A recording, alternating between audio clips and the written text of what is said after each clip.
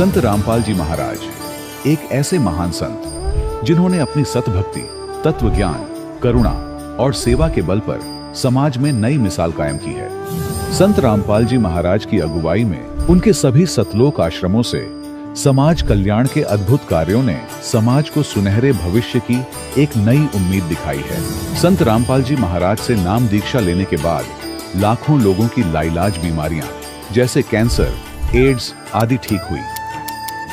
संत जी के ज्ञान से प्रेरित होकर उनके अनुयायियों ने लाखों यूनिट रक्तदान किया। संत जी ने लाखों बहन बेटियों का दहेज मुक्त विवाह करवाया।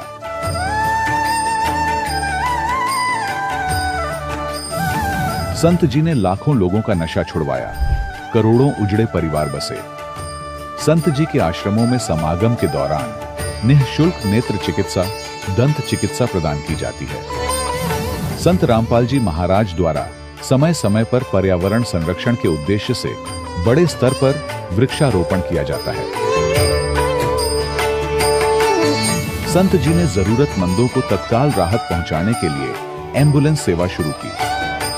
संत जी अपने अनुयायियों को देहदान के लिए प्रेरित करते हैं, जिससे मानवता की सेवा और चिकित्सा क्षेत्र में सुधार हो सके। संत रामपाल जी महाराज के सभी आश्रमों में हर रोज निःशुल्क भंडारा आयोजित किया जाता है, जहां हर वर्ग, हर जाति और हर धर्म के लोग एक साथ बैठकर भोजन करते हैं।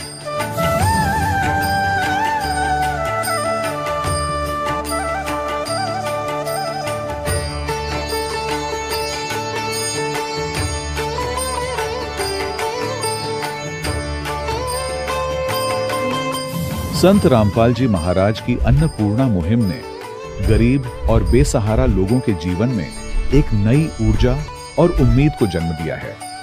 घर घर खाद्य सामग्री और जरूरी मदद पहुंचाकर संत रामपाल जी महाराज ने लोगों को दुख और मजबूरी से लड़ने की ताकत प्रदान की है।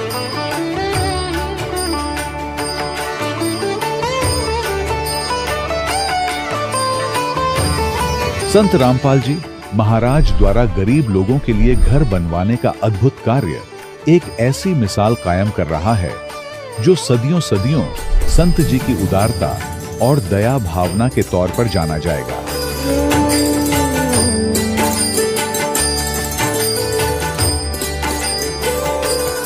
संत रामपाल जी महाराज के आश्रम में हजारों बुजुर्गों को सम्मान और प्यार के साथ जीवन जीने का अवसर मिलता है।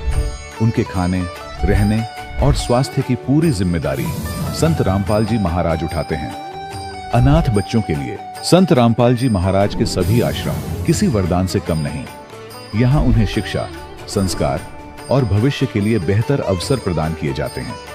चाहे बाढ़ हो, भूकंप या महामारी, संत रामपाल जी महाराज और उनके अनुयायी हमेशा ही जरूरतमंदों के लिए सबसे आगे खड़े रहते हैं। कोविड महामारी के दौरान संत रामपाल जी महाराज के आश्रमों से करोड़ों लोगों के लिए भोजन, दवाइयां और जीवन रक्षक सामग्रियां उपलब्ध कराई गई। चाहे गरीब की मदद हो या किसी शोषित और पीड़ित वर्ग के हक और सम्मान की लड़ाई, संत रामपाल जी महाराज ने हमेशा ही उनकी दबी आवाज को सरकारों तक पहुंचाया है और उन्हें उचित न्याय दिलवाने में अहम भूमिका अदा की है। समाज में आध्यात्मिक और सामाजिक मूल्यों के प्रति जागरूकता लाने में संत रामपाल जी महाराज हर कदम पर मानवता के सच्चे सेवक साबित हुए हैं। संत रामपाल जी महाराज का जीवन हमें सिखाता है कि सच्ची सेवा वही है जो निस्वार्थ भाव से की जाए। आइए हम भी इस महान सेवा के कार्य में इस महान संत से जुड़ें और संत रामपाल जी महाराज से नाम दीक्षा लेकर अपने जीवन को धन्य बनाएं।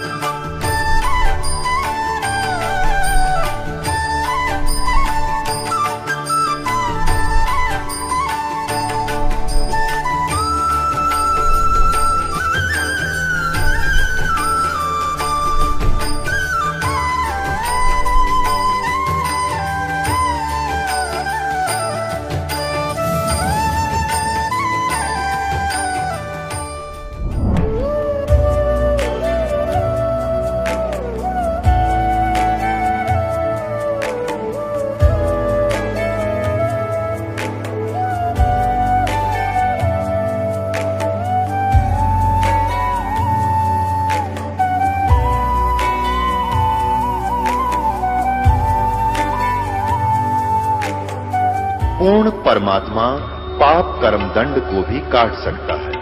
अभी तक जिस भी संत व महापुरुष से मिले, उन्होंने यही बताया कि पाप कर्म फल भोगने से ही समाप्त होगा। वो प्रभु कौन है जो पाप कर्म को काट देता है, वो काल के बंधन से छुड़वा देता है।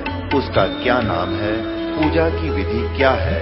कृपया अवश्य सुनिए जगत गुरु तत्वदर्शी संत रामपाल जी महाराज के अमृत वचन। सत साहिब दर्शकों, जब एक आम इंसान अपने जीवन में सुख और शांति की तलाश में सभी देवी देवताओं की भक्ति करता है, व्रत उपवास और तमाम तरह की साधनाएं अपनाता है, और फिर भी उसे ना शारीरिक सुख मिलता है ना मानसिक शांति, तब उसका ईश्वर के प्रति विश्वास डगमगाने लगता है।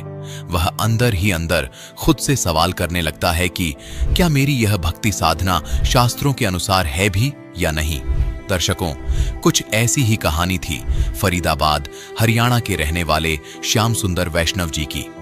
श्याम सुंदर जी ने बचपन से ही मंदिरों में दर्शन, व्रत उपवास, भजन कीर्तन, हर भक्ति मार्ग को अपनाया, लेकिन हर बार मिला तो सिर्फ दुख और निराशा। लेकिन दर्शकों, आज श्याम सुंदर जी का कहना है कि मेरा जीवन तब बदला जब मुझे संत रामपाल जी महाराज द्वारा लिखित पुस्तक ज्ञान गंगा मिली। दर्शकों, आखिर संत रामपाल जी महाराज ने ज्ञान गंगा पुस्तक में ऐसा क्या लिखा है कि जो भी इस पुस्तक को पढ़ता है वो उन्हीं का हो जाता है। आखिर क्यों श्याम सुंदर जी संत रामपाल जी महाराज को भगवान बता रहे हैं? आखिर इसके पीछे की सच्चाई क्या है? आइए सुनते हैं श्याम सुंदर वैष्णव जी की कहानी, उन्हीं की जुबानी। सर नमस्कार। सत साहिब। सर क्या नाम है आपका? श्याम सुंदर वैष्णव। श्याम सुंदर जी कहाँ से आए हैं आप? समयपुर बल्लभगढ़ फरीदाबाद हरियाणा से जी। सर संत रामपाल जी महाराज जी की शरण में आने से पहले आप क्या भक्ति साधनाएं करते थे? बोले कि कावड़ लाना जी। कालका माई एक दिल्ली में, वहाँ नंगे पैर जाता था, उनकी पूजा पाठ करता था जी। सर जैसा कि आपने बताया कि पहले आप कावड़ लेकर आते थे, कालका माता मंदिर में आप नंगे पैर जाते थे। सर ये सारी साधनाएं आपने कितने साल तक की? मैं काफी समय से कर रहा हूँ जी, करीब 15-16 साल का था तभी से कर रहा था जी। सर आपने जो ये 15-16 साल तक भक्ति साधना की है, इससे आपको क्या लाभ मिला? कोई लाभ नहीं मिला जी, यहाँ तक कि मैं शायद मर गया होता, क्योंकि मेरे घर में किसी ने ऐसा करा दिया था, भूत प्रेत का चक्कर। मेरा जीवन खराब हो गया, उससे घर मकान सब बिक गया मेरा, बल्लभगढ़ से बिल्कुल बर्बाद हो गया था मैं। सर आपको भक्ति करते करते भी नुकसान हो रहा था? हाँ जी, मैं बालाजी काफ़ी समय गया, 4 बच्चे थे, बहुत ही परेशान हो गया था। 2-2, 3-3 महीने बालाजी रहा मैं, उसके बाद में भी कोई संकट हट नहीं रहा था जी। आपको जो ये समस्याएं थी, इनका सर निवारण कैसे हुआ?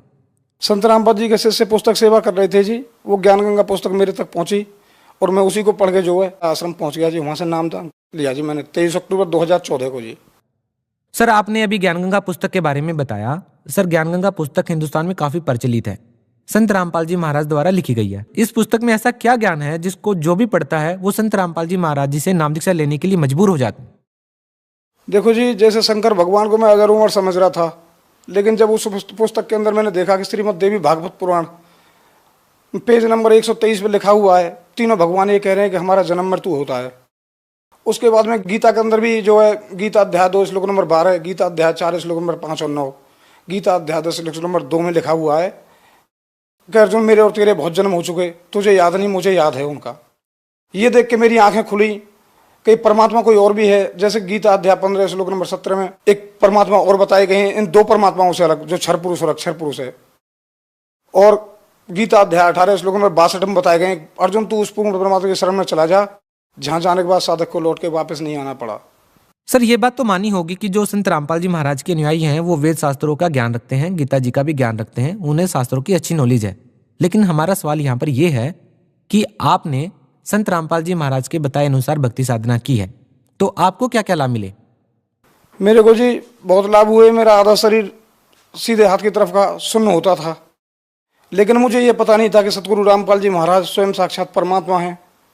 उनका हाथ सिर पे आने के बाद में मैं आज तक ठीक हूँ और मेरा घर बिल्कुल ठीक है, मेरे बच्चे बिल्कुल ठीक हैं जी। मेरे घर में भूतों का बहुत जबरदस्त चक्कर था, जो कि बालाजी जाने के बाद में भी ठीक नहीं हुआ। कई साल तक जाते रहे, बहुत दुखों से परेशान हो गया जी मैं। लेकिन सतगुरु रामपाल जी महाराज की शरण में आने के बाद जी सारे कष्ट परेशानियां सब खत्म हो गई। 2 बार मेरा जी एक्सीडेंट हुआ है, उसमें परमात्मा ने मेरे को खरोंच दी, तो कोई चोट नहीं आई। सर, जैसा कि आपने बताया कि पहले आपको भूत प्रेत की बाधा थी, आप अलग अलग जगह पर गए, बहुत सारे मंदिरों में आप गए, झाड़ फूक आपने करवाई, लेकिन सर उससे आपको कोई भी राहत नहीं मिली। और फिर जब आप संत रामपाल जी महाराज की शरण में जाते हैं, उनसे आशीर्वाद लेते हैं, तो आपकी भूत प्रेत की बाधा खत्म हो जाती है। सर, आज के आधुनिक युग में लोगों का विश्वास करना कि किसी संत के आशीर्वाद से इस प्रकार के लाभ मिल सकते हैं, सर लोगों को आज के आधुनिक युग में कैसे विश्वास होगा कि किसी संत के आशीर्वाद देने से लाभ मिल सकता है? आप लोगों को कैसे समझा पाएंगे? देखो जी, मेरे साथ में तो हुआ है, मैं तो अपने लिए कह सकता हूँ कि हकीकत में साक्षात परमात्मा बैठे हुए हैं इस टाइम, जो कबीर साहब के रूप में सतगुरु रामपाल जी महाराज यहाँ आए हुए हैं। मेरे को लाभ यही, सबसे बड़ा लाभ ये है जी, देखो मेरे बीड़ी सिगरेट शराब जो भी मेरे अंदर ऐब थे वो सारे परमात्मा ने छुड़ा दिए, और ये कि परमात्मा मिल गए। सबसे बड़ा लाभ ये है कि मोक्ष मिल जाएगा, जो गीता अध्याय 18 श्लोक नंबर 62 के अंदर कह रहे हैं कि अर्जुन तू उस परमात्मा की शरण में चला जा। सर, आप भगत समाज को क्या संदेश देना चाहते हैं? देखिए, मैं भगत समाज को संदेश तो नहीं दे सकता, लेकिन मैं विनती कर सकता हूँ अपने बहन भाइयों से। धरती पर परमात्मा आए हुए हैं सतगुरु रामपाल जी महाराज के रूप में, और मैं यही कहूँगा कि मेरे साथ में जितने सुख दिए परमात्मा ने, उतने सुख सबको मिल जाए, और ये संदेश सब तक पहुँचे। परमात्मा सतगुरु रामपाल जी महाराज की शरण में आए और अपना कल्याण कराएं। सर, ये लाभ उनको कैसे मिलेंगे? देखिए, टीवी पे चैनल आता है, इस पर एक पीली पट्टी चलती है नीचे, उस पर फोन नंबर आते हैं जी। हर राज्य का अलग जो नामदान केंद्र है जी, वहां से नाम मिल सकता है जी। बहुत बहुत धन्यवाद। सत साहेब। दर्शकों, अभी आपने सुने संत रामपाल जी महाराज से दीक्षा प्राप्त करके सुखी हुए भक्त के अनुभव। अब देखिए जगत गुरु तत्वदर्शी संत रामपाल जी महाराज के मंगल प्रवचन। संत के प्रति जरा सा भी किसी प्रकार का दोष आएगा तो भगवान प्रसन्न नहीं होगा आपसे और फिर रुष्ट हो जाएगा। परमात्मा कहते हैं मम संत मुझे जान मेरा ही स्वरूपम। कबीर साहब कहते हैं कि मेरे संत को जो मैं भेजूंगा, कलयुग के जो 5505 वर्ष बीत जाएंगे उसके बाद वो सामने आएगा जग के, तो मुझे ही समझना उसके स्थान पर।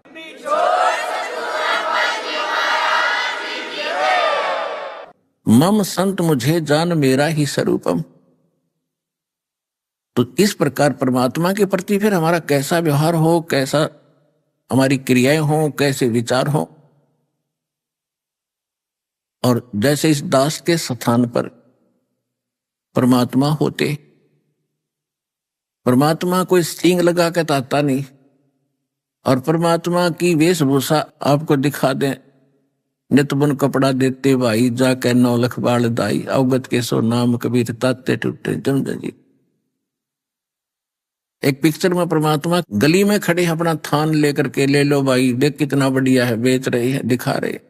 तो उस वेश वाले को और कोई भगवान कहे और उसको भगवान माने, और उस परमात्मा ने वो सुख दिए उन 64 लाख से सोना। उस समय कोई बालकों का खेल नहीं, एक दानक जुलाए का 64 लाख से नहीं हो सकते। उसमें ऋषि महर्षि मंडलेश्वरों की बाढ़ आई हुई थी, आचार्य और शंकराचार्यों की। ऐसे सुख दिए भगवान ने जो भगवान ही कर सकता है, और हम फिर भी आंख नहीं खुली कि ही इज गॉड।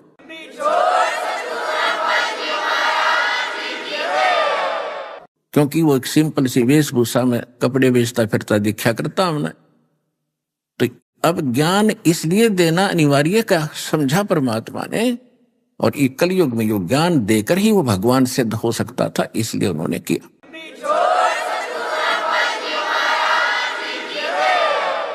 अब हम उसी प्रसंग पर आते हैं जो दास आपको प्रसंग सुना रहा है। अब गीता ज्ञान दाता स्वयं कहता है कि 7वें अध्याय के 18वें श्लोक में, ये ज्ञानी आत्मा जितने हैं जिनको ये पता लग गया कि मनुष्य जीवन बार बार नहीं मिलता और पूर्ण परमात्मा की भक्ति से मोक्ष होगा, आन उपासना अन्य देवताओं की भक्ति से नहीं हो सकता, इतना तो वो दृढ़ हो गए। वो देवताओं की पूजा नहीं करते, वो मेरी पूजा करते हैं, ब्रह्म कहता है।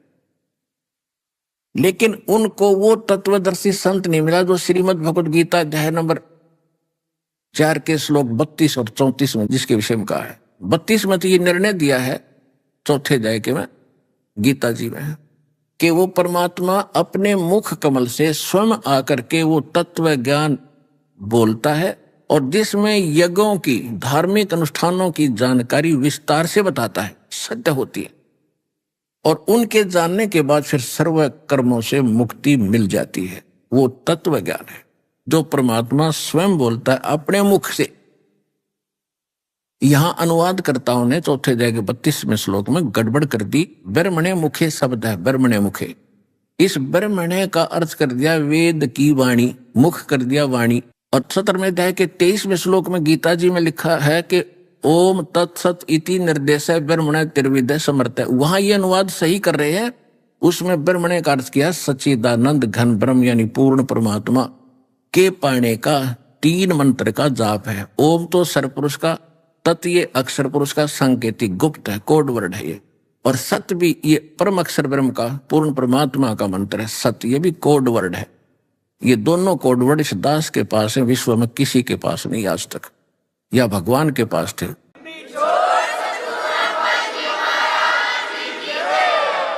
तो वहां उन्होंने ब्रह्मणे का अर्थ सही किया है, सच्चिदानंद घन ब्रह्म। तो यहां भी यही अर्थ है इसका।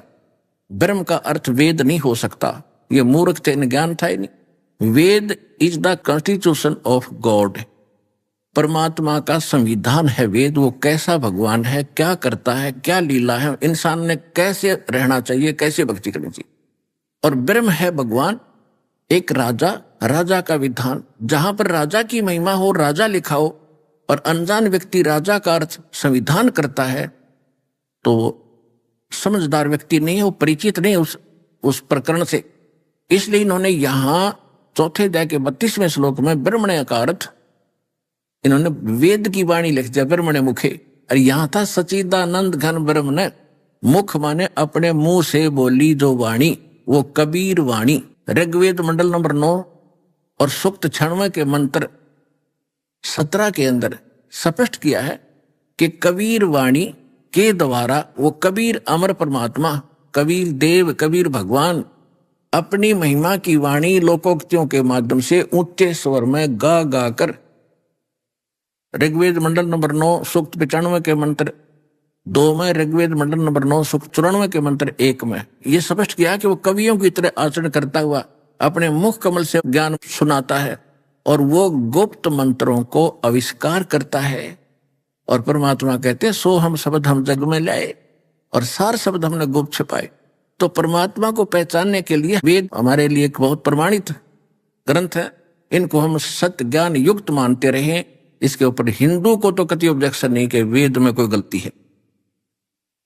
और तो आज वो वेद क्या बता रहे हैं, तो इस प्रकार यहां चौथे अध्याय के 32वें श्लोक में ब्रह्मणे मुखे का अर्थ है जो परमात्मा स्वयं आकर अपने मुख कमल से जो तत्व ज्ञान देता है, वो है यथार्थ ज्ञान। चौथे अध्याय के 34वें श्लोक में कहा कि उस तत्व ज्ञान को तू तत्वदर्शी संतों के पास जाकर समझ। इससे यह भी सिद्ध हो गया, और उनको दंडोत प्रणाम करने से, कपट छोड़कर निम्रता से प्रसन्न करना, वो तत्वदर्शी संत तुझे उस तत्व ज्ञान का उपदेश करेंगे। तो इससे सिद्ध हो गया कि गीता जी में वो ज्ञान नहीं है तत्व ज्ञान, और गीता ज्ञान दाता भी परिचित नहीं है उस तत्व ज्ञान से। तो वो तत्व ज्ञान या तो परमात्मा को ज्ञान था, या उनकी उन प्यारी आत्माओं को ज्ञान था, जिनके शुभ नाम दास बहुत बार आपको बताता है। फिर भी उन महापुरुषों के नाम लेने से पुण्य लगता है, सुनाता हूं। आदरणीय धर्मदास साहिब जी, आदरणीय मुल्कदास साहिब जी, आदरणीय नानक साहिब जी, आदरणीय दादू साहिब जी, आदरणीय गरीबदास साहिब जी, गांव छुड़ानी, जिला दफ्तर हरियाणा वाले, आदरणीय गीसा दास साहिब जी, गांव खेखड़ा, जिला बागपत, उत्तर प्रदेश वाले, आदरणीय स्वामी रामानंद जी, काशी वाले। इन महापुरुषों के अतिरिक्त इनको परमात्मा ने बैन लगा दिया था कि अभी इसको डिक्लेयर ना करना, इन सब मंत्रों को और तत्व ज्ञान को, नहीं तो बीचली जो पीढ़ी में हमने टारगेट रखा है उसमें मेरे बच्चे पार नहीं होंगे। क्योंकि यही ज्ञान और यही नाम अगर नकली पंथों के पास होते तो आज दास बेशक झक मारता रहता, कोई नहीं सुनता। और वो अधिकारी है नहीं इन मंत्रों के देने के, कि उनका सिर पैर नहीं कोई, ना उनका गुरु, ना कोई परंपरा उनकी ढंग से। तो परमात्मा की एक सीधी कड़ी सतलोक से चलकर परमात्मा कबीर जी आए, गरीबदास जी से मिले, गरीबदास जी को अपना शिष्य बनाकर धरती पर छोड़ गए। उससे फिर आगे पावर उस थर्मल प्लांट से सीधा इस दास एक चलते फिरते पावर हाउस में आई है, और वो जो आपको कनेक्शन दे रहा है।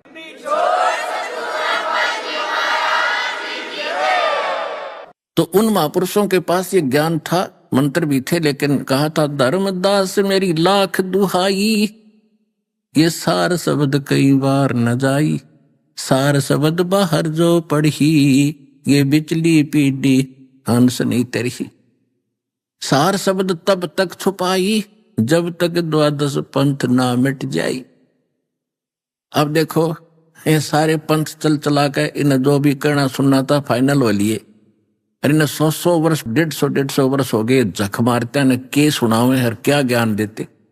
आज दास ने इनके सारे इतिहास आपके रूबरू कर दिए और ओरिजिनल दिखा दिया अपने सदग्रंथ, और वो महापुरुष जिनको आज तक ये भी सम्मान देते रहे और ये भी प्रमाण देते रहे नकली पंथ के। नानक साहब जी मुक्त हुए, दादू साहब जी मुक्त हुए, इनकी वाणी लेते रहे।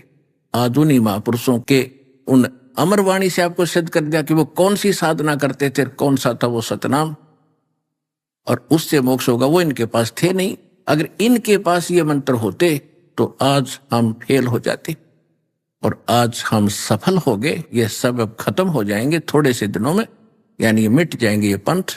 बुद्धिमान समाज परमात्मा ने इसलिए बनाया है। एजुकेटेड बालक इसी मोटी मोटी किताबें घोट रखी, इंजीनियरिंग की, डॉक्टरी की, लॉ की, है पता नहीं कितनी ये 2 अक्षर की बात ये नहीं समझेंगे। और ये ज्ञान होगा कि तुम प्रधानमंत्री बन गए किसी देश के, और कल मृत्यु होगी फिर गधा बन गया, चाट ले इस प्रधानमंत्री पद ने। जो मूल उद्देश्य जीवन का भूल चुके हैं हम, तो इसके बताने के लिए भगवान आते हैं या उसका अपना कृपा पात्र दास होता है, वही बता सकता है, वही आत्म में जचा सकता है उस परमेश्वर ही की कृपा से।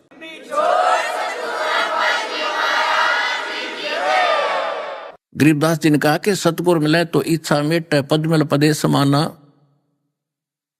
और चल हंसा उस लोक पठाऊं जो आज अमर स्थाना। कि सतगुरु मिलेंगे तो यहाँ की इच्छाएं का अंत करेंगे, जो बेमतलब बकवादे सारा दिन मन में सोचते रहते हैं, ये बना दूं वो बना दूं, और 1 मिनट में मृत्यु हो जाए फिर क्या बनाएगा? चूहा बनकर बिल खोद कर रहेगा जो बड़ी कोठियों में रहने वाला। तो कल क्या होगा उसकी याद दिलाने के लिए भगवान ने भेजे, और तुम केवल वर्तमान ही जानते हो। आप इस वर्तमान से और परमात्मा के ज्ञान से ये परिचित कर देंगे कि भविष्य क्या चीज है। ये तो एक 10, 20, 50 वर्ष का जो सुख कर्म का आपको प्राप्त है, और आगे कैर टूटेगा। 84 लाख प्रकार की प्राणियों के शरीरों में धक्के खाओगे, कुत्ते गधे सुअर बन के, ना जाने कितना लंबा समय होगा। वो कैर भारी होगा, वो दुख भारी होगा। उस दुख से बचाने के लिए अपने बच्चों के लिए परमात्मा कितने समय से प्रयत्न कर रहे हैं। अब तो आप आंख खोलने जोगे हो गए हो, बुद्धिमान बना दिए भगवान ने। अब भी जानबूझ कर कुएं में गिरोगे तो इंसान नहीं, फिर आप भक्ति नहीं चाहते, आप इंसान के कौर में शैतान है।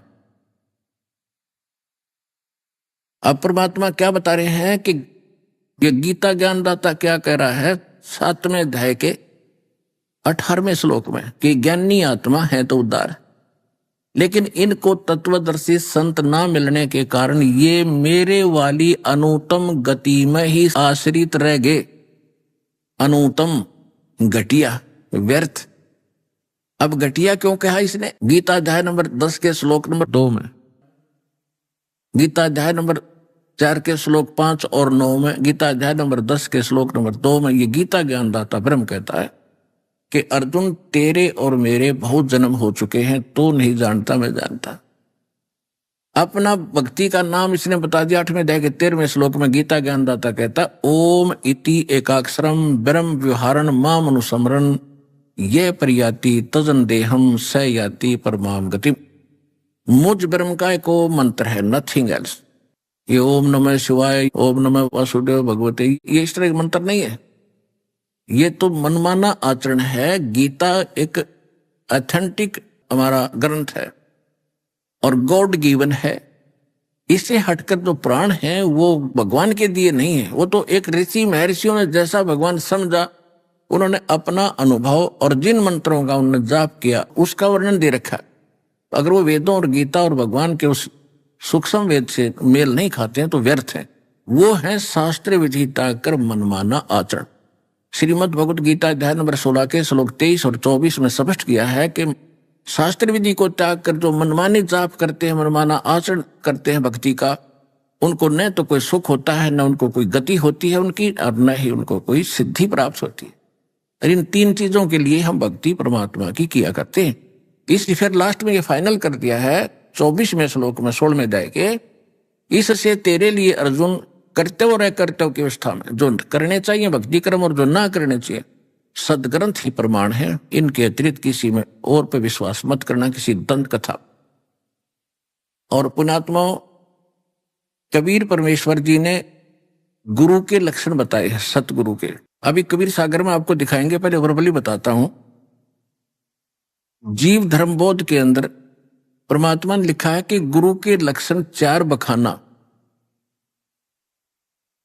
जो गुरु होगा उसमें 4 गुण होंगे, जो मेरे द्वारा भेजा हुआ जो मेरा दास होगा उसके विशेष गुण ये होंगे। गुरु के लक्षण 4 बखाना, यानी 4 गुण बताता हूं।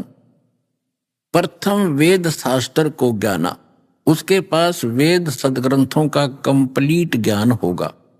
और दूसरे हरि भक्ति मन कर्म वाणी, यानी वो केवल वक्ता जिज्ञासु नहीं होगा, वो भक्ति खुद भी करेगा और सारे संसार से भी भक्ति कराएगा। और तीसरे समदृष्टि कर जानी, और तीसरा उसमें ये गुण होगा कि सभी को एक समान दृष्टि से व्यवहार करेगा, एक जैसा सबको बर्ताव करेगा, समदृष्टि होगा। और चौथे वेद विधि सब कर्मा, चौथे उसका जो कर्म होगा, चौथा जो लक्षण होगा उसमें उसके सभी जो कर्म होंगे वेद के अनुसार होंगे, उसी अनुसार उसकी साधना होगी, उन्हीं में प्रमाणित होंगे। और ये 4 गुरु गुण जानो मर्मा, कहते उस गुरु के अंदर ये 4 गुण होंगे, इस मर्म को, इस गुप्त भेद को पहचान लेना। ये देखिएगा कबीर सागर, ये है कबीर सागर। और कबीर सागर परमात्मा का दिया हुआ अपना ज्ञान है। खेमराज श्री कृष्णदास प्रकाशन मुंबई से छपा है। और ये यहां से जीव धर्म बोध एक चैप्टर है, इसके 1960 पृष्ठ पर देखिएगा। यहां परमात्मा ने बताया है कि गुरु के लक्षण 4 बखाना, गुरु के लक्षण 4 बखाना। प्रथम वेद शास्त्र को ज्ञाना, और दूसरे है ये वैसे पुनः हरि भक्ति मन कर्म वाणी, और तृतीय समदृष्टि कह जानी, यू जानी है गानी गलत रिक्वेस्ट है। और चौथे वेद विधि सब कर्मा, चौथा गुण ये होगा कि वेद विधि के अनुसार वो सब साधना बताएगा। और ये 4 गुण गुरु गुण जानो मर्मा, कि उस संत के अंदर ये 4 गुण होंगे, ये मर्म यानी इस गुप्त भेद को तुम समझ लेना।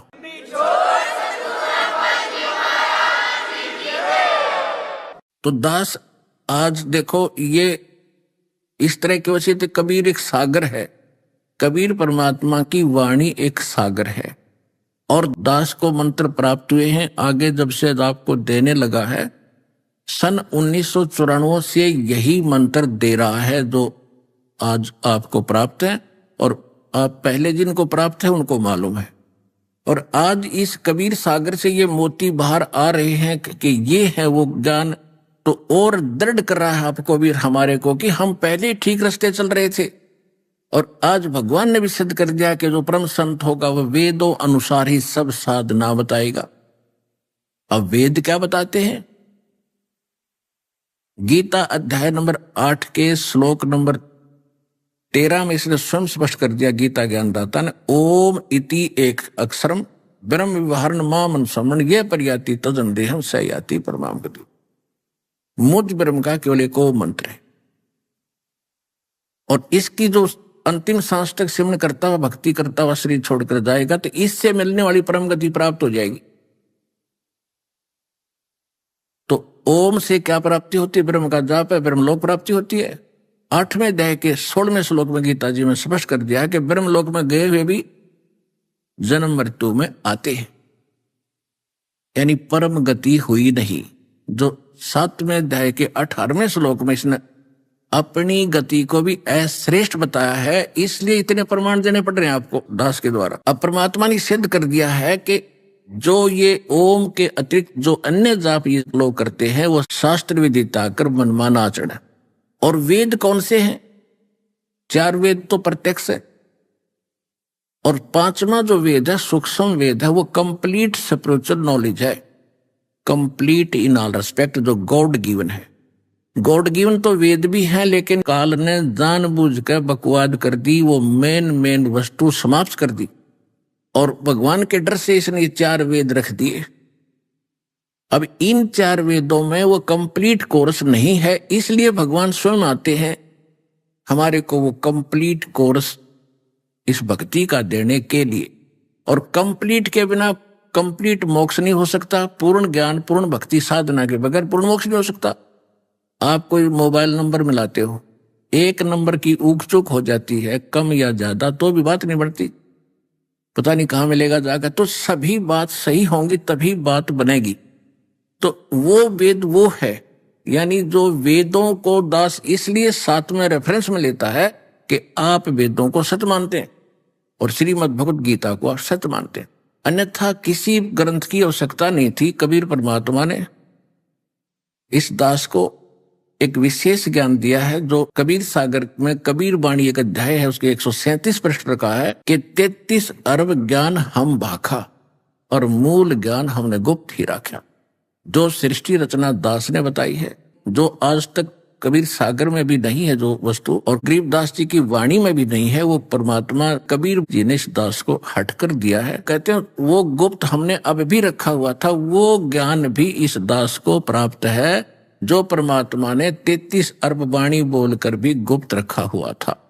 ये समझ लेना कि इस वेद से हटकर, कबीर सागर से भी हटकर जो कंप्लीट ज्ञान है वो सूक्ष्म वेद है, जो अब दास ने उसकी पुस्तक बनाकर सूक्ष्म वेद की आपको पेश की है। वो सूक्ष्म वेद कंप्लीट है। तो वेद विधि सब कर्मा, उसके सभी कर्म भक्ति के वेद अनुसार होंगे। तो वेद 4 वेद तो आप जानते हो, 4 वेदों में ओम के अतिरिक्त कोई नाम नहीं। अंडरस्टूड हो गया कि हम ओम नाम भी देते हैं आपको सतनाम में, और उससे हटकर फिर हमारे कमलों के जो मंत्र हैं ये वेदों में हैं, लेकिन वेदों में इन कमलों को खोलने के मंत्र नहीं है।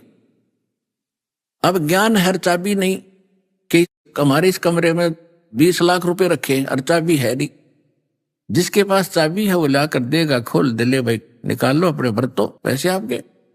तो ये चाबी परमात्मा ने आकर दी है इस दास को, मिली सार शब्द की ताली। बाकी सब महापुरुषों को पता था, ज्ञान था, लेकिन उनको आदेश नहीं था, उनके पास चाबी नहीं दी दाता ने, और गुप्त रखा कि अभी छेड़ना नहीं, फिर खोलेंगे इसको। तो अब ये कंप्लीट जो ज्ञान है, परमात्मा कहते हैं वेद मेरा भेद है और मैं ना वेदन के माही, और जौन वेद से मैं मिलूं ये वेद जानते नहीं। वेद जो हैं वेद ये मेरी महिमा ही गाते हैं, मेरे विषय की जानकारी ही रखते हैं कि कबीर इज गॉड, वह सर्वशक्तिमान है, ऊपर रहता है, मनुष्य दृश्य है, वहां से चलकर आता है, इस 3 प्रकार की लीला करता है,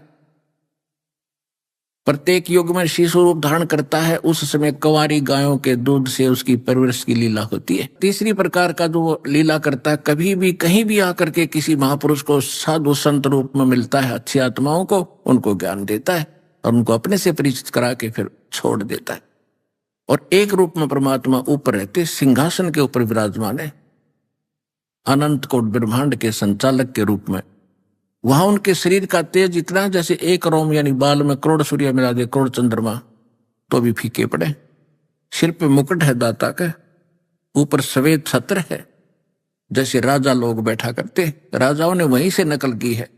ऋषि ऋषि जो वहां कुछ थोड़ा बहुत ज्ञान था उसी आधार से इन्होंने यहां नकल की है, बाकी वास्तविक वो कंप्लीट सबका मालिक वो है। तो ऐसे 3 स्थिति से हम सबका वो केयर टेक करता है। एक रूप में ऊपर रहते हैं, दूसरे रूप में प्रत्येक युग में एक शिशु रूप धारण करके आते हैं, कमल के फूल पर विराजमान होते हैं, वहां से निसंतान दंपत्ति उनको उठा ले जाते हैं, फिर धीरे धीरे बड़े होकर के एक अच्छे नागरिक की भूमिका करते हैं। और हमें ये भी याद दिलाते हैं कि अपना काम भी करो, परमात्मा का नाम भी जपो। घर छोड़कर किसी जंगल में बैठने मात्र से भगवान नहीं मिलेगा। भक्ति सत्साधना करने से, अपने दैनिक क्रियाक्रम करते हुए भी आप परमात्मा पा सकते हो। तो इस प्रकार परमात्मा कहते हैं वेद मेरा भेद है, मैं ना वेदन के माही, और जौन वेद से मैं मिलूं वेद जानते नहीं। इन वेदों को हमारे धर्म गुरुओं ने कंठस्थ याद किया और महिमा के पात्र बन गए। वाह जीवा चतुर्वेदी कहलाए, ओ हो, कैसे विद्वान पुरुष ने चारों वेदों को घोट रखा और सोचकर धारावाहिक बोलते हैं। फिर 3 वेदों को जिन्होंने ये कंठस्थ याद किया उसको त्रिवेदी कहने लगे, जिन्होंने 2 वेदों को घोट लिया वो दिव्यवेदी कहलाए। और कह पता नहीं, लद्दे अंडे थे। है क्या बताते हैं, पीठ मनुखा दाख लदी है ये कर्रा खात बबूले। गरीबदास जी कहते हैं कि ये हमारे ब्राह्मण गुरु ऐसे थे जैसे ऊंट के कमर पे बोरे में थैले में और मनुखा दाख बर रखी थी या व्यापारी ने बर रखी है। कमर पे तो मनुखा दाख लाद रखी है, खा रहा है कि करके बबूल के कांटों में मुंह फड़वा रहा है ये। अगर उसको ज्ञान होते एक बार मुंह फेर के अपना खा ले छक्के, कमर पर रखी मनुखा दाख। अब कहने का भाव ये है परमात्मा का कि ये लोग इन सदग्रंथों यानी वेदों को लद्दे फिरते थे, अपने सिर पर रखे फिरते थे और साधना इसके विपरीत करते थे, जिस कारण से इनको कोई लाभ प्राप्त नहीं हुआ। क्यों? गुरु बिन काहुन पाया ज्ञान, जो थोथा उस छड़े मूड किसाना। गुरु बिन वेद पढ़े जो प्राणी, समझन सार रहे अज्ञानी। आज तक के जितने भी हमारे धर्म गुरु हुए हैं उन महापुरुषों को छोड़कर जिनको भगवान यथार्थ ज्ञान देकर गए थे, इनको किसी को भी वेद का कह ख का भी पता नहीं था। सत्कर मान लो। अब ये बात 600 वर्ष पहले भगवान कहा करते थे तो सिर पड़वाण की बात थी और कैर खूब तोड़े दाता के ऊपर नकलियों ने। आज परमात्मा ने आपको शिक्षित किया। सन 60 से के बाद ये शिक्षा का जोर शुरू हुआ है और अभी 20-15 वर्ष से तो कमाल कर दिया। बच्चा छोटे से छोटा निर्धन से निर्धन व्यक्ति चाहता मेरा बेटा बेटी बहुत अच्छा पढ़े, पता नहीं क्या प्राप्त करे। परमात्मा ने ये प्रेरणा भर के आपको शिक्षित करना था और जिसका जो मिलना वही मिलना है, चाहे कितना पढ़ा लो वही मिलेगा जो उसके भाग्य में है। कम से कम 1 करोड़ बच्चे प्रत्येक वर्ष और अपनी शिक्षा कंप्लीट करके तलाश करने लग जाते हैं नौकरी की। 10% को मुश्किल से नौकरी मिलती होगी जिस उद्देश्य से पढ़ा था। 90% अपने फिर वही कार्य करते हैं, उनमें जो मिलना वही मिलना उनको भी। तो कहने का भाव ये है कि ये शिक्षा दाता ने ईव प्रयोग करनी है आपसे। और यदि आपके ये बात गले उतरगी कि मनुष्य जीवन का उद्देश्य ये है और जिसको आप उद्देश्य लेकर के पढ़े थे वो भी अच्छी बात थी, लेकिन उससे तो एक का जन्म की रोजी रोटी टाइम पर टूक मिलेगा, वो भी संस्कार से ही मिलेगा। उन्हीं का सिलेक्शन होगा जिनके पुण्य होंगे, ना कति नहीं होते सिर पटक लेना कोई किसी नौकरी नाकरी में भी। अब परमात्मा की शरण में आएंगे हम, ये भक्ति भी करेंगे तो हमारे भाग्य में ना होगा तो भी आपको सुख देगा। जरूरी नहीं है कि नौकरी ये देवे, 2 रोटी सुथरी मिले, शरीर स्वस्थ रहे और मानसिक शांति बनी रहे, भक्ति बनी रहे जीव की। फिर इस ज्ञान से आपको पता भी चल जाएगा कि हमें इतना ही पर्याप्त है, क्योंकि संतोष इस मन को माया से नहीं हो सकता। इसके लिए परमात्मा ने बताया है कि 2 जग भीष्ट सभी ते देखे राजपाट के रसिया और 3 लोक से तरपत नाही ये मन भोगी खसिया। इस मन को कितनी उच्च पोस्ट मिल जाए और कितना धन मिल जाए इसकी कति संतुष्टि नहीं है। ये इतना नकम्मा और नीच है। परमात्मा के ज्ञान से इसका लगाम डलेगी और ये वहीं रुक जाएगा जहां हम रोकना चाहेंगे। इस ज्ञान की दृष्टि से जैसे कोई सरपंच बन जाता है गांव का प्रधान, उसको फिर पता है कि तुम्हारे ऊपर एक चेयरमैन है, उसकी ज्यादा महिमा है। अगले बार ये सोचे कि मैं चेयरमैन बनूं। अब चेयरमैन को कति संतोष नहीं है, वो सोचा एमएलए बनूं इस क्षेत्र का, सब मेरी रिस्पेक्ट करे। एमएलए बनने के बाद कति संतोष नहीं, सोचा मंत्री बनूं तो चौधरी हुआ बात बने, नहीं तो कोई सुनाई नहीं हो रही। मंत्री बनने के बाद उसकी प्रत्येक मंत्री की नियत है किसी तरह मुख्यमंत्री का दाव लगे, सब कुछ लूट लो एक कबर। और मुख्यमंत्री बनने के बाद इन्हें सोचा प्रधानमंत्री बनूं देश का। प्रधानमंत्री भी बन गया, गला टूट गया, कल गधा बनेगा भक्ति ना करी थे। तो वो दुख याद दिलाते हैं परमात्मा हमें कि ये तो बन गया तो तेरे भाग में था, वही बनेगा। सारी तरफ प्रधानमंत्री बनने से रहे भारतीय नागरिक या किसी देश के नागरिक, एक का बनेगा जिसके भाग में। अगर वो भगवान से डरने वाला और भक्त हो तो जनता सुखी, वो भी कर्म ना बिगाड़े। तो इस ज्ञान के आधार से परमात्मा के सभी बच्चे रंग से लेकर राजा तक चींटी से लेकर हाथी तक सभी के प्रति उसका एक जैसा रुख है, क्योंकि बच्चा माँ बाप को छोटा हो चाहे बड़ा हो एक जैसा प्यारा लगता है। तो हम जीव हिंसा करते हैं, उससे भगवान दुखी होता है क्योंकि उसके बच्चों को मारते हैं। तो ये सभी क्रियाएं हमने बंद करनी पड़ेंगी, जिससे मालिक राजी हो वो क्रिया हमने करनी पड़ेगी। और परमात्मा प्रसन्न होगा तो हमें किसी चीज का अभाव नहीं रहेगा, इस लोक में भी और फिर परलोक तो जाना ही जाना है। तो जो प्रसंग चल रहा है कि इस मन की संतोष भी करना अनिवार्य है, और संतोष होगा इस ज्ञान से। सर्व सोने की लंका थी वो रावण से रणधीरम, एक पलक में राज बिरो जीव जम के पड़े जंजीरम। मन तो सुख के सागर बस रे है भाई, और ना ऐसा यस रे। यदि आप यहाँ कोठी बंगले बनाकर या किसी देश के राजा बनकर इसको यश मानते हो, महिमा मानते हो, ये कोई यश नहीं है। मान लीजिए कोई पहले अच्छा नेता हुआ है, राजनेता हो गया, वो मृत्यु को प्राप्त हो गया, उसकी यादगार बना दी, उसका स्टैच्यू लगा दिया। एक वर्ष में उसके जन्मदिन पर जाकर उसको झाड़ फूंच कर आरती उरती करके आगे, फिर सारा दिन उसके ऊपर कौवे बीट करते। और मन मानो वो स्वयं कौवा बनकर अपनी स्टैच्यू में बैठा उड़ा उसी को पेशाब कर रहा होगा, तो वो क्या महिमा हुई।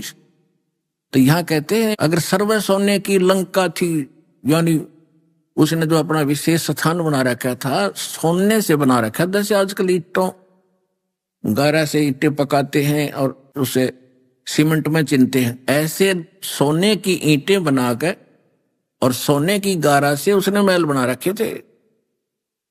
और कहते हैं भक्ति बिना क्या होत है ये भरम रहा संसार, रति कंचन पाया नहीं भाई रावण चलती बार। भक्ति बिना क्या होता है ये भटक रहा संसार। और 1 ग्राम सोना भी स्वर्ण नहीं ले जा सका, गोल्ड नहीं ले जा सका। रावण जब यहां से संसार छोड़कर जाने लगा, सारा यहीं छोड़ गया। तो परमात्मा कहते हैं काया तेरी है नहीं ये माया कहां से हो। ए भले आदमी कुछ तो विचार कर, कहां पड़ा है नींद में काल की भांग पी के। जब शरीर तेरा नहीं है तो ये माया का क्यों चपटा बैठा है, या जोड़ दूं वो जोड़ दूं, जो जोड़ना है वो धन उसको भूल चुका है। तो कबीर सब जग निर्धना धनवंता ना कोय, धनवंता सो जानियो जिस पर राम नाम धन होय। अब हम फिर उसी प्रसंग पर आते हैं कि गीता ज्ञान दाता ने कहा है कि मेरी जो भक्ति है ये भी अनुत्तम है, घटिया है। और इन्होंने श्री कृष्ण जी को सुप्रीम मान रखा था अनुवादकों ने, जो हमारे धर्मगुरु या इस गीता के अनुवादक हैं, उन्होंने श्री कृष्ण को ही सुप्रीम पावर मानकर सारा का सारा उसका श्रेय रखने के लिए अर्थों के अनर्थ कर डाले। अनुत्तम का अर्थ जिससे श्रेष्ठ और ना हो, सर्वश्रेष्ठ कर दिया। अरे भले पुरुषों, अकल से काम लेना चाहिए था। कहीं पर बेड लिखा हो अंग्रेजी में बेड, तो बेड का अर्थ गुड नहीं हो सकता।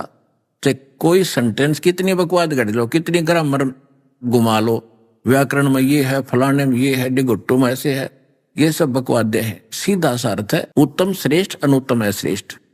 तो इन्होंने जो सोचा भी भगवान अपनी साधना को अनुत्तम नहीं कह सकता, इसलिए अनुत्तम का अर्थ यहां पर सर्वश्रेष्ठ लिख दिया। तो इसको कहते हैं नीम हकीम खतराए जान। यहां सारी ये बात बिगाड़ दी। अब ये इससे पता चलेगा आपको कि इन सदग्रंथों का ये रहस्य था।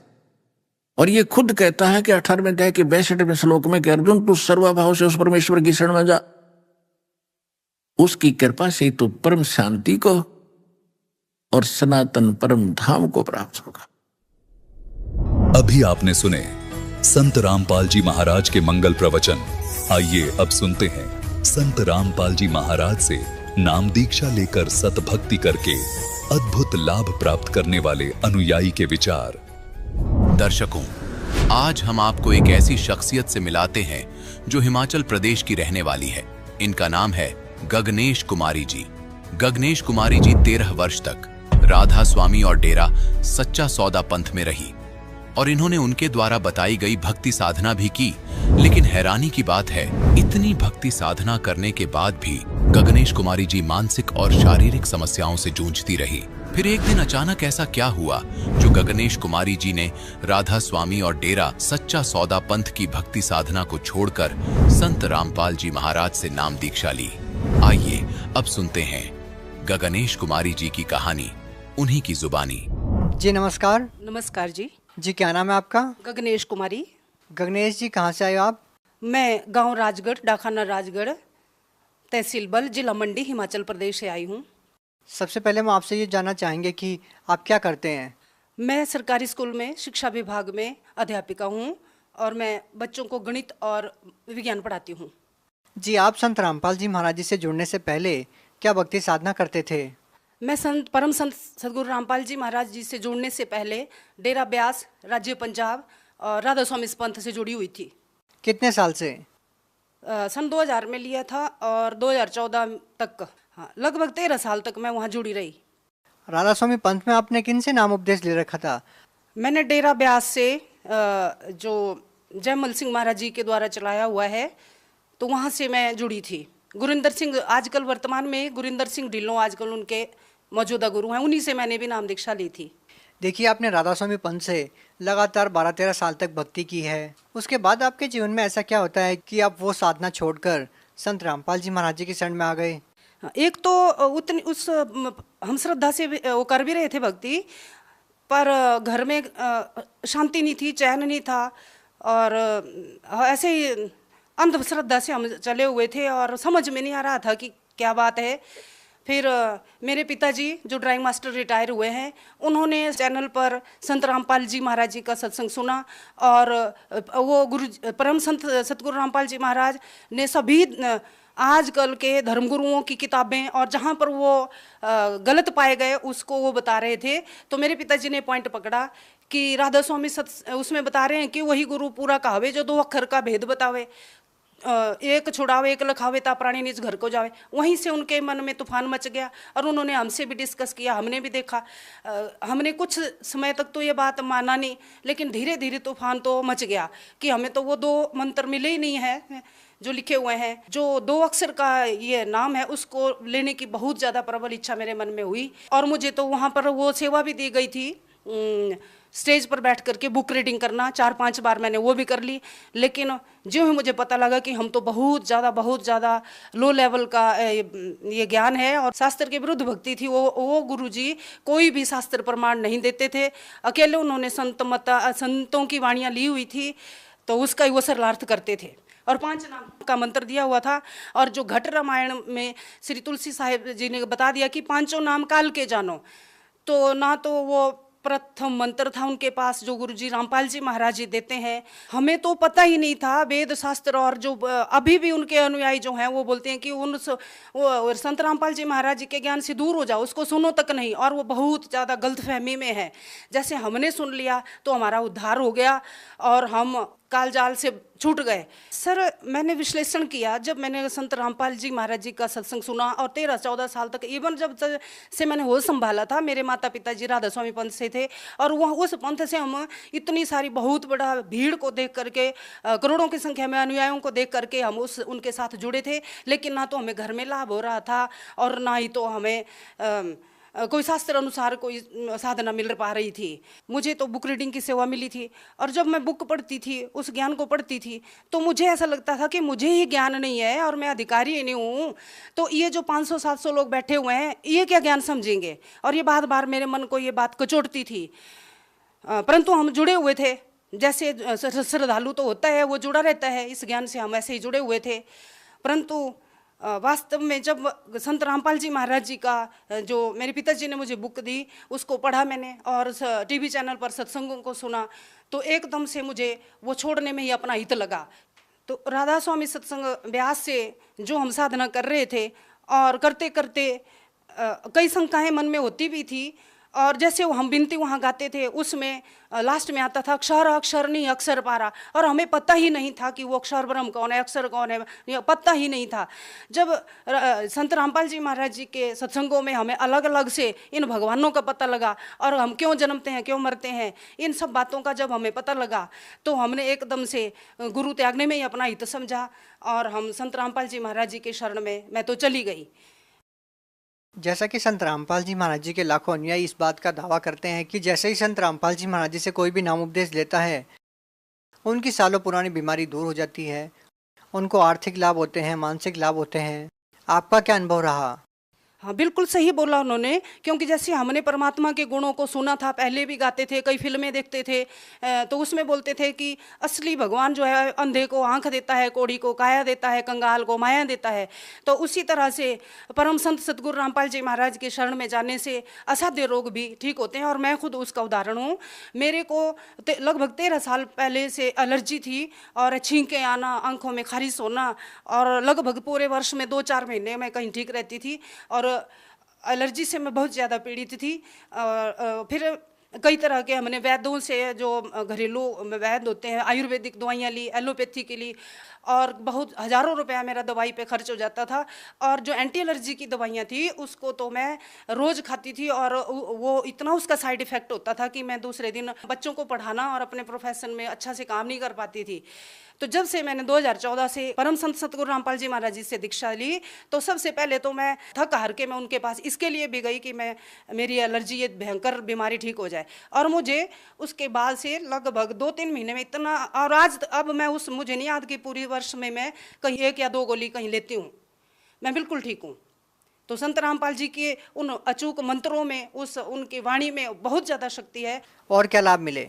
हाँ, और लाभ, एक तो आध्यात्मिक लाभ मिला, वो जो शास्त्र विरुद्ध साधना मुझे राधा स्वामी पंथ में हम कर रहे थे उससे छुटकारा मिला, सदमंत्र मिले।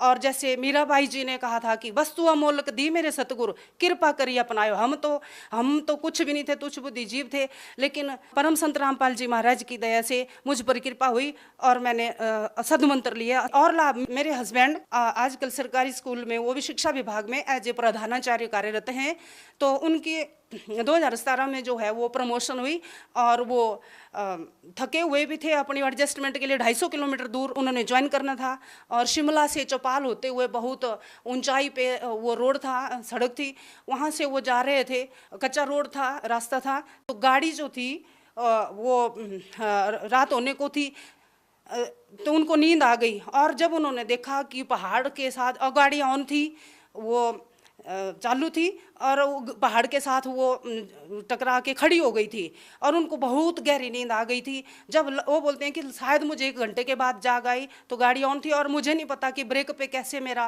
पैर रखा गया था, किसने रख दिया, और मैं सुरक्षित था। अब मैं 2014 से संत सतगुरु रामपाल जी महाराज जी से जुड़ी थी, और वो कभी कभी विरोध भी करते थे, लेकिन उनको भी कभी सुनते थे, कभी फिर उन्होंने संत रामपाल जी महाराज जी का ज्ञान उस गाड़ी में चलाया हुआ था, सत्संग चला हुआ था। जब उन्होंने 1 घंटे के बाद अपने को सुरक्षित पाया, तो वो भी अचंभित रह गए, और उसी वक्त उनका मन किया कि मैं यहीं से गाड़ी वापस करके अभी संत सतगुरु रामपाल जी का नाम उपदेश लेता हूँ। फिर क्या हुआ कि मात्र 3 दिन में उन्होंने 250 किलोमीटर घर से दूर वो करनी थी नौकरी, लेकिन महाराज जी की दया से, और मैंने भी अरदास लगाई, उन्होंने भी लगाई, तो 3 दिन के बाद उनका तबादला घर से 65 किलोमीटर दूर अब वो वहाँ नौकरी कर रहे हैं एज ए प्रिंसिपल। मैं अध्यापिका तो हूँ, साथ में हमारी 2-4 बीघा ज़मीन भी है, वहाँ हम धान की फसल करते हैं। जैसे हमने धान की फसल पूरी मैच्योर हो गई, उसकी कटाई की हुई थी। धान की फसल की कटाई करने के बाद हमारे यहाँ जंगली सूअर बहुत ज़्यादा हैं, और वो पूरी फसल को चौपट कर देते हैं। तो हमारे साथ भी हुआ कि काट के, जैसे वो फसल खेतों में थी बिछी हुई, तो उन्होंने वो जो सॉलिड दाने धान के थे उनको उन्होंने सारा का सारा वो उससे निकाल दिया था। वो करते हैं ऐसा ही बंदरबाड़ी। तो जब हम इकट्ठा करने लगे, उसको लाने लगे थ्रेसिंग के लिए, तो मेरे को रोने को मन हुआ, और लगभग मैं रो गई, और बड़ा दुख हुआ कि हम इतनी मेहनत करते हैं, आजकल फसल बड़ी मुश्किल से हुई, तो वो लगभग ख़त्म थी। उसमें वो सॉलिड दाने तो नहीं रहे थे धान के, फिर भी हम ले आए और थ्रेसिंग की हमने। तो मैं आधे दिन की छुट्टी लेके स्कूल से आई थी, गाड़ी खड़ी हुई थी थ्रेसिंग करने के लिए, और आते आते मुझे उसी दिन वैसे दिल तो बहुत टूट चुका था, फिर भी उसको करना था, जैसे तैसे भी इकट्ठा करना था। तो फिर क्या हुआ कि वो फसल इतनी हो गई कि 12-13 बोरियां धान की हुई। जब हमने धान में से चावल को अलग किया तो लगभग 1.5 क्विंटल चावल हमारे हो गए। तो मैं बहुत हैरान रह गई। उस वक्त मैं अभी नया नामदान संत रामपाल जी महाराज जी से लिया हुआ था, तो मैं हैरान रह गई कि मैं वहाँ उस वक्त रो रही थी कि फसल खत्म है, तो इतना ज़्यादा उसमें भी बरकत हो गई, उसमें भी वृद्धि हो गई। तो असली संत, असली जो पूर्ण संत होते हैं, उनके ऐसे कारनामे होते हैं। देखिए बहन जी, आप एक टीचर हैं, आपके पति भी प्रिंसिपल है, लेकिन आपने बताया कि जेल में बंद संत रामपाल जी महाराज ने आपकी फसल बढ़ा दी और उनकी कृपा से आपके पति का एक्सीडेंट होने से बच गया। क्या आपको इन बातों पे अंधविश्वास नहीं लगता? नहीं, अंधविश्वास बिल्कुल भी नहीं है। और विज्ञान जो है और मैथ जो है, मैथ फार्मूलाज पे है, सूत्र के आधार पे चलता है। ऐसे ही भक्ति का भी सिद्धांत है। और जैसे स्पोर्ट्स में है, खेलों में भी, जैसे हमने कबड्डी खेलनी है या कोई भी गेम है, जोनल लेवल पे जो नियम होते हैं वही तो डिस्ट्रिक्ट में होते हैं, और स्टेट लेवल पे कोई खेल खेलना है वहाँ भी तो वही नियम होते हैं, और नेशनल और इंटरनेशनल इसमें खेलना है तो भी वही नियम होते हैं। तो यही तो दिक्कत है, यही तो विडम्बना है, यही तो दुर्भाग्य है कि हमारा कोई सिद्धांत ही नहीं है भक्ति करने का। तो संत रामपाल जी महाराज जी के सत्संगों में जुड़ने से, उनसे जुड़ने के बाद तो हमें पूरा भक्ति, प्रॉपर वे ऑफ वर्शिप का भी हमें पता चला। और हमें तो पता ही नहीं था, ये तो परम संत सतगुरु रामपाल जी महाराज जी का कहाँ तक उनका शुक्र, शब्द नहीं है हमारे पास। मैंने पहले ही बोल दिया कि वस्तु अमोलक दी मेरे सतगुरु, कृपा करी अपनायो। तो वो तो उन्होंने बताया। तो ये जो डेरा व्यास है, ये जो राधा स्वामी और अन्य पंथ चले हुए हैं, इन्होंने तो भ्रमित कर रखा है पूरे समाज को। हम कहाँ तक उनका धन्यवाद करें। और यजुर्वेद अध्याय नंबर 19 के मंत्र नंबर 25 और 26 में बताया है कि जो पूर्ण संत होता है, तत्वदर्शी संत होता है, वो 3 बार की पूजा विधि बताता है, 3 बार जो है मंत्र दीक्षा को देता है, उस नाम दीक्षा की उस प्रक्रिया को खत्म करता है। लेकिन ये तो एक बार स्टैंप लगा देते हैं, एक बार नाम दीक्षा ले ली, फिर आप जो मर्जी सो, जितना मन में आए उतना पाखंड कर लो, फैशन कर लो, कोई स्टॉप ही नहीं था। आखिरकार स्कूलों में भी हर जगह जहाँ जितना डिसिप्लिन होगा, मर्यादा में हम रहेंगे, तो वहाँ अच्छे परिणाम आएंगे। तो ऐसे ही भक्ति मार्ग में होता है। तो जब हमें वेदों से, शास्त्रों से सब पता चला, तो नाम खंड भी होता है, और गुरु कोई नहीं बताते हैं कि नाम भी कभी खंड होता है। ये तो हैरानी की बात है। जैसे हम बच्चों की परीक्षा लेते हैं, उनको कंपार्टमेंट भी आता है, वो फेल भी होते हैं, दूसरी बार फिर से एग्जाम देते हैं तो पास होते हैं। उसी तरह भक्ति मार्ग में भी होता है। और ये चीज़ हमें पूरे विश्व में किसी भी धर्मगुरु ने नहीं बताया कि नाम भी खंड होता है, और मर्यादा को बचाना होता है, अपने नाम को खंडित होने से बचाना है। संत रामपाल जी महाराज जी के अनुयायी दावा करते हैं कि संत रामपाल जी महाराज जी से नाम दीक्षा लेने के बाद उनके जीवन की रक्षा होती है, और संत रामपाल जी महाराज जी अपने श्रद्धालुओं को मौत के मुंह से खींच लाते हैं। क्या ये संभव है? ये संभव है, क्यों संभव नहीं है। आदरणीय कबीर साहिब जी जब 600 साल पहले यहाँ आए थे, उन्होंने ये सब कुछ करके बताया है। कमाल और कमाली का बहुत सारे उदाहरण, मुर्दों को जिंदा किया है, और हमारे कई भक्तजनों को उन्होंने जिंदा किया। इवन संत रामपाल जी महाराज जी ने भी ऐसे बहुत सारे चमत्कार किए हैं, और हमने महसूस किया कि वो संत भी नहीं है जिससे चमत्कार ना हो, और वो संत भी नहीं है जो चमत्कार के पीछे दुनिया को अपने साथ जोड़े। लेकिन संत रामपाल जी महाराज जी की भक्ति में वो शक्ति है, वो मरे हुओं को जिंदा भी करते हैं। देखिए, आपने 13 साल राधा स्वामी पंथ में गुजारे हैं, और उसके बाद आपको पता लगता है कि राधा स्वामी पंथ में शास्त्र विरुद्ध साधना करवाई जाती है, जबकि संत रामपाल जी महाराज जी शास्त्रों के अनुसार साधना बता रहे हैं। आप भगत समाज को क्या संदेश देना चाहेंगी, खास करके राधा स्वामी पंथ से जुड़े श्रद्धालुओं को? मैं राधा स्वामी भक्त भाइयों के साथ में क्या, पूरे विश्व के हमारे जीव, हमारी जाति है, जितने भी जीव हैं, मानव समुदाय है, वो हमारे भाई बहन है। अगर मुझे अच्छा रास्ता मिल गया तो क्यों ना वो सुन तो लें। मैं उनसे, मेरी यही रिक्वेस्ट है, यही प्रार्थना है कि संत रामपाल जी महाराज जी के प्रवचनों को सुने। चैनल पे शाम को सत्संग आता है, बहुत सारी उनकी पुस्तकों को वितरित किया गया है, उनको पढ़ें और सद्मंत्र लेकर के। मैं तो इन गुरुओं से भी प्रार्थना करती हूँ कि कम से कम अपने आप ही इन अनुयायियों को कह दें कि हमारे पास वो सद्भक्ति नहीं है, और जल्दी से जल्दी परम संत सतगुरु रामपाल जी महाराज जी से नाम दीक्षा लें और आत्म कल्याण करवाएं। जी धन्यवाद। धन्यवाद जी।